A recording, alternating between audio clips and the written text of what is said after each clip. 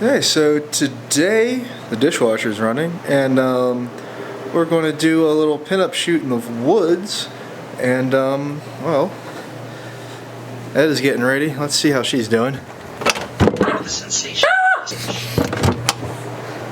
Oops.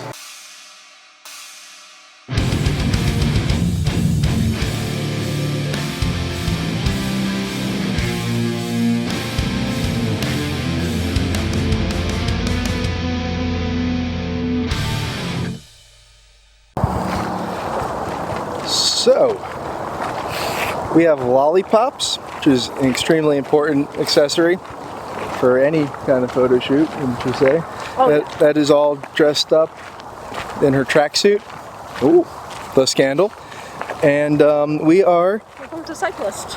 going to be run over by a cyclist while being weird and YouTubey. That was embarrassing.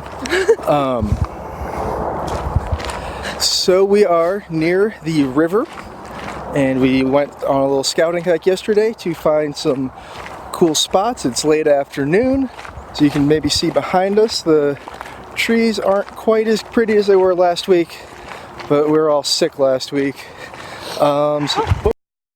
Nearly killed by a grumpy man on a recumbent bicycle.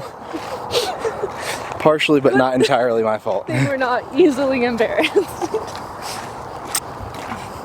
Right, so a little bit of a hike, but once we get there, we will take photos, and it will be great. So, how's wearing a girdle with your sweatpants? It's really nice. Look at that. Oh, wow. No, inappropriate. This is how the pros do it. Where am I going?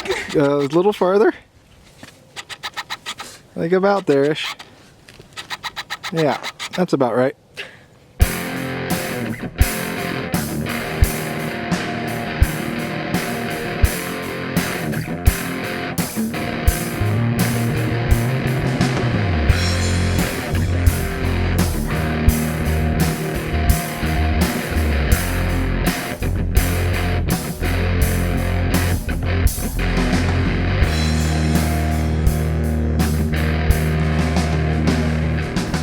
Alrighty. So, we're kind of getting to our last spot right here, this little clearing in the woods. It's a nice path that I think once we get the long lens hooked up will look nice. I'll stand far away and that kind of thing. I got punched in the stomach by one dog, and Etta flashed a small child. Few of them. But it was their fault, not ours, so keep us off the lists. Looking. We live in a society, you know, you peek and you go, you don't stare. Everyone knows this. Yeah, so location 3, we showed you sort of one of them. We're really bad at this, we're working on it, I promise.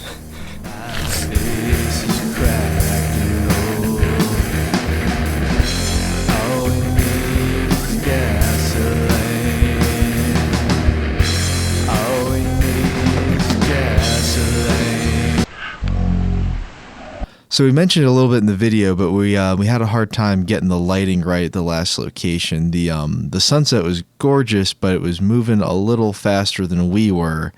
So I want to talk real quick about how I kind of saved the pictures with split toning. This is how the picture came out of the camera. So you can see I underexposed it. That was still at ISO 400.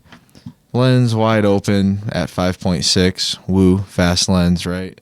And then shutter speed 1/60th. So I didn't want to drop the shutter lower than that, because even with the IS on it, that's pretty tricky to hold a long lens handheld at that shutter speed. And the T5i ISO 800 just is a mess. So I didn't do that. So you see what it looks like after I did most of the color editing over here, or the level editing rather, and it looks much better. And you can see that there is a lot of nice color going on in the highlights where the leaves are, you know, down here. but where Etta actually is, and kind of in the foreground where it's a little more in the shadow, the colors are pretty drab. So that's where split toning comes into play.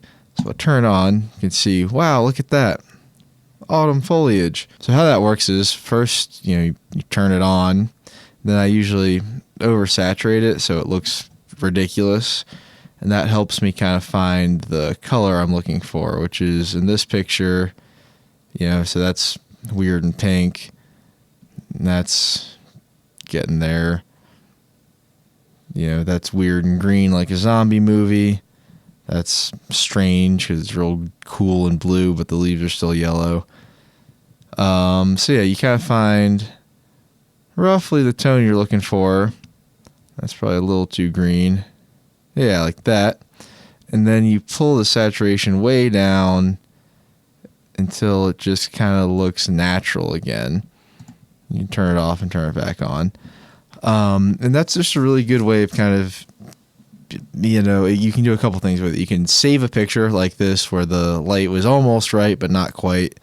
Because you can do things with both the highlights and the shadows. So in this one, I haven't messed with the highlights at all. I'm only playing with the shadows. It can be good for landscape stuff too sometimes if, for example, a part of your image, it's like a real big wide image and part of the image is like in sunlight and part of it's under cloud. Not only do you get different exposure levels, but you can also get different color balances. So this, you can kind of use that to help bring everything to the same kind of white balance in post. So that's all I want to talk about. It was a nice little thing to do for this shoot to kind of make it look more magically autumnal. There's a version I ended up going with. You can see it's not over the top or anything, but it's noticeably warmer than it was out of the camera.